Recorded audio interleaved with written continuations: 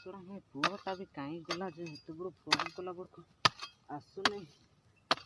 ଏ ବୁଢ଼ା ଲୋକଟା ହିଁ କେତେ କାମ କରିବ।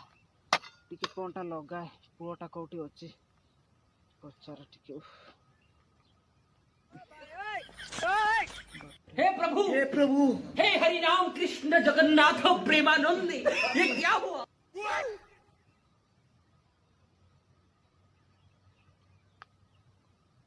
ଫୋନ୍ଟା ତ ଲାଗିଲା, କାହିଁ ରିସିଭ୍ କରିବ କି ନାହିଁ।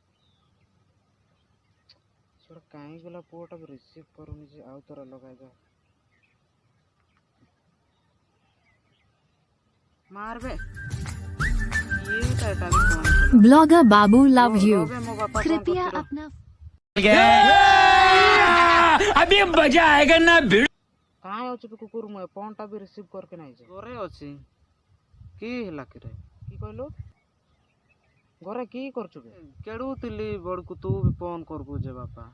ବୁଢ଼ାଟା ଏଠି ବିଲରେ ହଇରାଣ ହେଉଛି, ଟିକେ ଛାଣ ଦେବି ବୋଲେ ତୋର ଚିନ୍ତା ନାହିଁ। ଯିବି କହୁଥିଲି ତ ତମେ ପିଲା ଲୋକଟା ଏଇନା କରାରେ କାମ କରାଇଲେ ଟୁକୁଡ଼ିକେ ପସନ୍ଦ করবে না গো।